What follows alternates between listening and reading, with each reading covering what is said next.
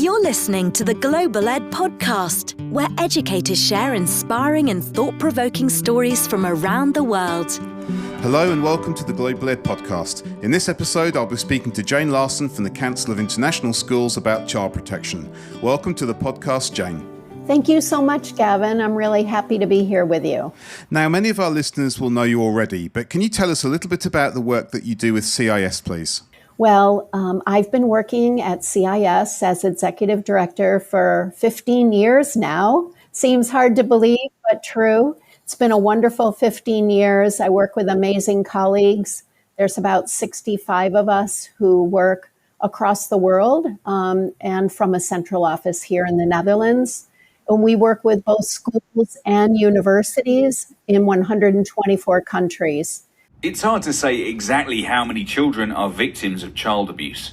Children are typically too young, too scared, or too ashamed to tell anyone about what's happening to them. But there are indicators of how big the problem is. In the UK alone, over 50,000 children have been identified as needing protection from abuse. As if that's not bad enough, the NSPCC, a UK children's charity, estimate that for every child identified as needing protection from abuse, there are another 8 who are suffering and not getting the support they need. So it's easy to see why safeguarding children is so important. I'm speaking to you regarding your role and the role of CIS with regards to the International Taskforce on Child Protection. Could you tell me more about this task force, how it started and what its aims are, please? Yes. So it was 2014, a little over 10 years ago, that a number of us from a range of international education organizations were at a conference in Spain when we had heard about a case of child abuse that had impacted dozens of schools over a 30-year period. And realizing that and being together with leaders from governmental and education organizations, and with the profound awareness that none of us saw that this was happening, I guess I would say the catalyst for the formation of the International Taskforce was a real awareness that we needed to educate ourselves. And so we systematically set about forming a coalition of volunteers. Those were leaders from 6 different international education organizations, the Council of International Schools, the Council of British International Schools, the European Council of International Schools, International Schools Services, the Association for the Advancement of International Education, and also with support from the Office of Overseas Schools at the U.S. Department of State. Yeah, and one other organization also joined that day, that was the Academy of International School Heads. So you can imagine we sat down together and said, look, whatever we do, we don't want it to be restricted in terms of knowledge or awareness to any one of our associations. In other words, we don't want anything to be kind of locked behind these membership gates or association gates, that we wanted it to benefit the community, the educational community at large. So that was our first agreement. It was a really important agreement. The second one was that we knew we didn't have the tools, the knowledge to know what we needed to know or see what we needed to see as educators. So we reached out to other professions. We reached out to law enforcement, the police, lawyers, doctors, psychologists, forensic psychologists, and we systematically set about educating ourselves. And one of the things that we first realized, I guess, Gavin, there'll be 3 different things that I'll just focus on right now. One was, again, that this was going to be a massive educational campaign. Secondly, was that the prevalence of abuse, as we came to find out from the rest of these wonderful people in other professions, is much higher than we thought. And the majority of it goes unreported. So that was the catalyst for the formation of the task force. Thank you so much for sharing that. To have that many large education groups come together and be united in their thinking over such an important issue is critical. After you had been through the first phase of the founding of the task force and got a sense of the work that needed to be done, what were the next steps that the group took? It takes some organization. We're all volunteers, but I would say we're 100% committed. Those 6 founding organizations are still highly engaged and involved today. And they donate their time, as we all do, to address the core challenges. Those have shifted over the years. We can talk about our initial projects and the later projects. But I would say there was a second phase. As we were educating ourselves, we then realized that no matter what we did, probably wouldn't take hold systematically across schools unless we also involved anyone who had anything to do with quality assurance of education. So the second phase was to reach out to every organization that evaluates, inspects, or accredits schools in some way, shape, or form. And once again, Gavin, it was incredible. We found people to be 100% on board, willing. They showed up at every meeting that first year where we sat together and started to go about applying what we were learning to change practices in schools. It's clear that there was a need for this and that accreditation organisations were keen to get on board. I'm interested to know, though, if schools were as quick to get on board or if there were some challenges in seeing the changes to safeguarding and reporting actually taking effect in the schools and also in classrooms. Yeah, it's a really interesting question. I would say there's 2 things that happen. One is that perhaps in schools, sometimes you've got governments that have really robust reporting systems, and people just will share information, send it out, and say somebody else is going to address this. But what we learned is you really can't delegate or assign child protection and safeguarding practices to external organizations. We have to educate children themselves about self-protective behaviors, and we have to educate ourselves about, I guess what I'll refer to our boundary crossing behaviors. Some people call them low-level concerns, but recently on the task force, we've decided that's not really a good way to categorize them. It's, I'm sure you yourself know, sometimes you'll see something happen and you'll think to yourself, that's not quite right. And by itself, it may not seem like anything, but over time, if behaviors build, then it can become something. So really, it's about being aware of what inappropriate or boundary crossing behaviors might be, so that as educators, we can also make sure that we report that, document that, and also always keeping in mind the rights not only of children who might be being harmed, but of people who might be accused of an alleged abuse. So all those things are really important. And thirdly, we found that in education, many times leaders are really hesitant to contact the police when something substantive happens, particularly in international school communities. It doesn't happen as automatically as it should because of a lack of trust that the approach will be ineffective, or a lack of understanding of culturally how harm or abuse might be addressed in a certain community. It's never easy when a young person discloses abuse. There are probably 1,000 things going through your head, from trying to remember your organization's safeguarding procedure to asking the right questions. Should you be asking questions at all? But no matter how anxious you're feeling, it's worth remembering that most young people only choose to talk to someone they really trust. So chances are you're already doing something right. Given that a number of the founders and early adopters were accreditation bodies, that would have given you a vehicle to bring child protection and safeguarding into schools. But can you give me a sense of what the conversation was like with schools when you first started to introduce that as part of a school's accreditation process? Yeah. You're making me think of the first recruiting fair, that time that CIS was leading in London. There were about 100 schools there. We had just formed the task force.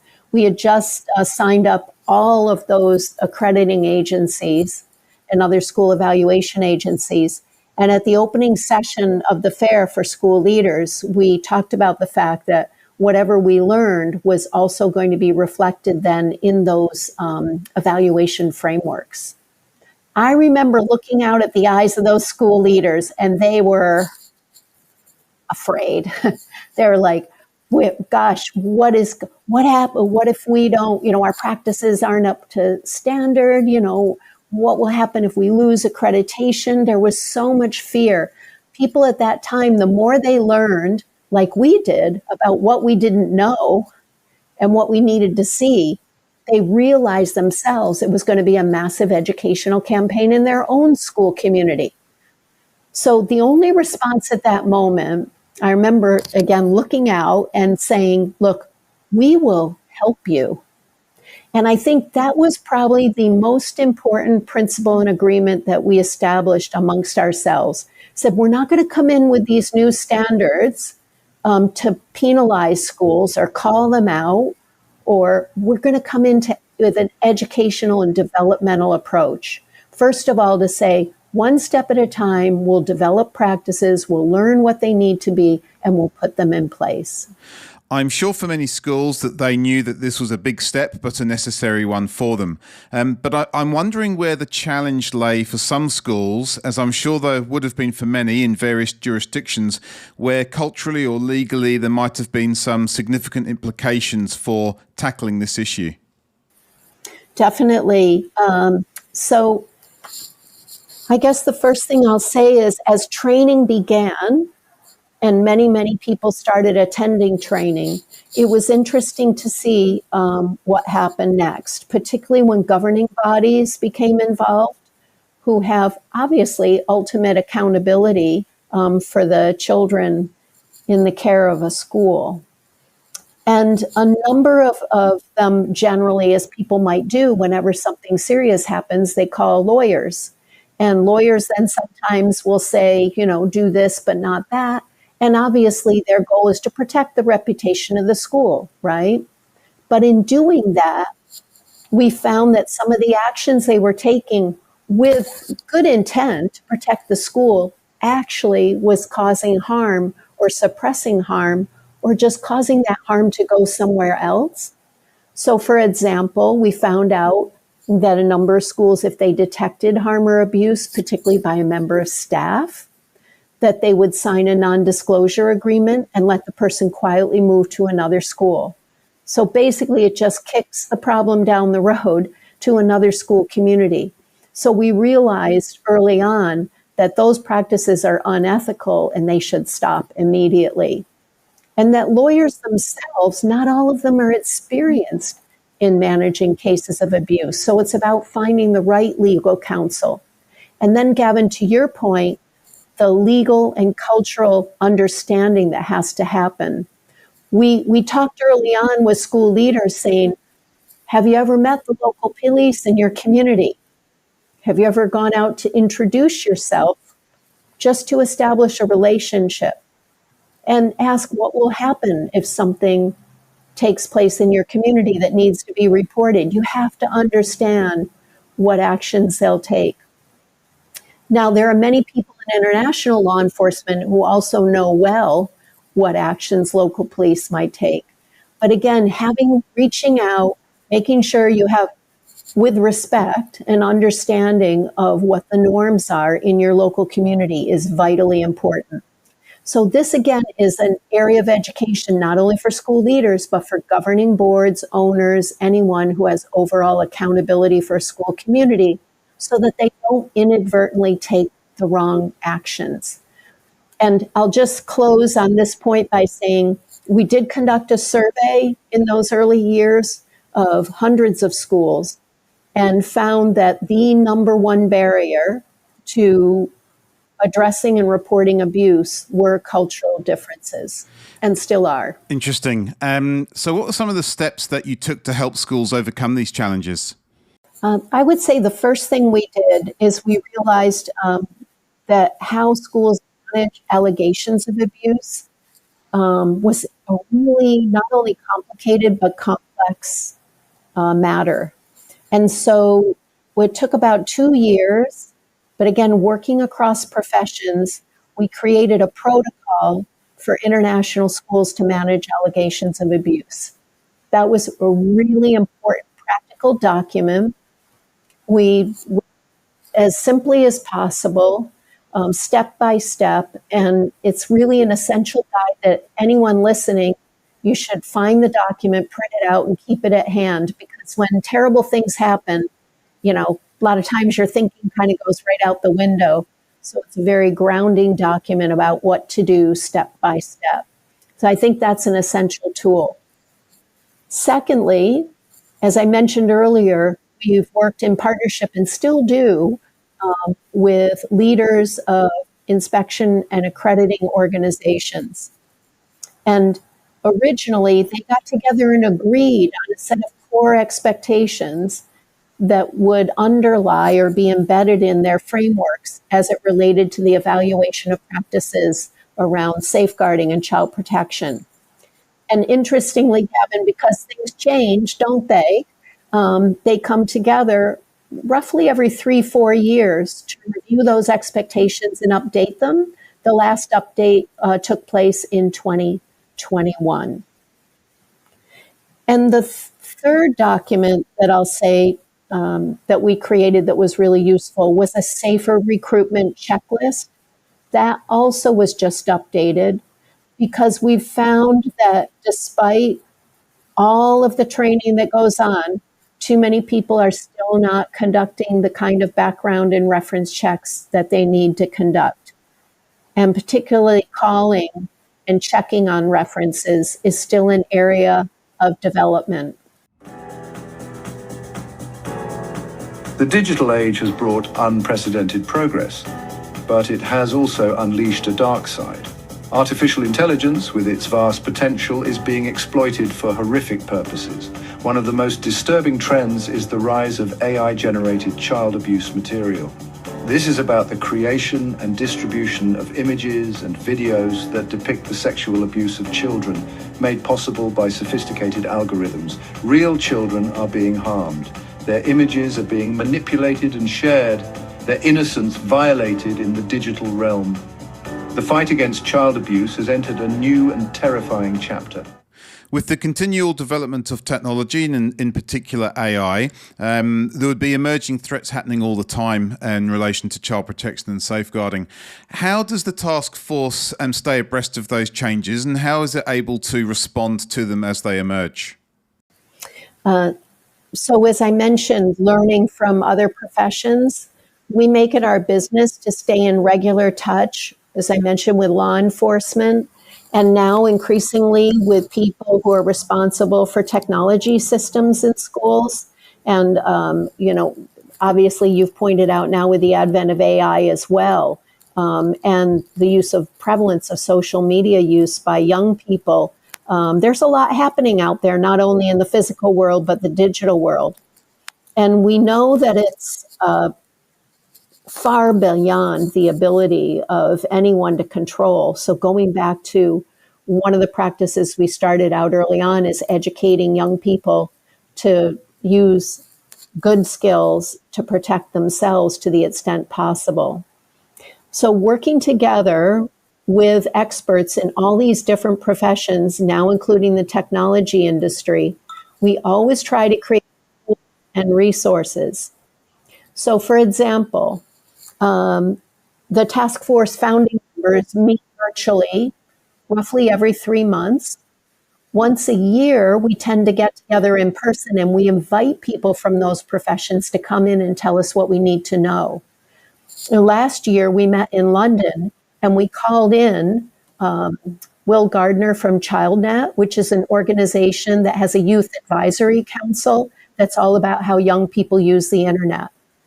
We learned from their surveys about what young people want educators to know about how they need to be supported in their own use of technology. So through that, we then set up volunteer committees who focus on specific topics to say, okay, so what are the implications? What tools do we need to create that schools can use or that inform educational practices? That led to, for example, a protocol for facilitating student focus groups in a safe and ethical way, so that hopefully you can learn from young people themselves about the support they need. That's another essential resource that the task force has produced. This year, we're forming a new committee that will be focusing exclusively on understanding and preventing digital harm and abuse. What would your advice be to students or young people who have been compromised online? That there's help already out there. You just have to know where to get it. I would say I'll just share one story that too often when something bad happens, let's say online in a social media app, that somebody posts a photo they shouldn't have posted, and then it gets shared, and they're worried their life is over. They're afraid to tell their parents. They start to feel despair. They might even harm themselves. We're starting again with a campaign to educate young people on where they can go for help. For example, there's a site called Take It Down, where they can report without fear of anyone knowing about it, that they have probably made the wrong decision and shared something they shouldn't have shared online. Sometimes they think there's nobody out there to help them, but there is. So it's really about helping young people know where to go when they're too embarrassed or ashamed to talk to people who are close to them because they're worried they will have let them down. For teachers, school staff, or educational leaders, where can they go to get resources that can help them navigate through these challenges? Firstly, it's about where to get these resources. And I should mention that a very important site, which is the International Center for Missing and Exploited Children. The other thing we did as a task force was to say, where are we going to put everything we create? As I mentioned earlier, we didn't want it to be locked up behind different membership association portals. So we decided we needed to find an open source space where also people could report concerns if they needed to. And that is the International Center for Missing and Exploited Children. It's a very simple acronym. It's ICMEC, ICMEC.org.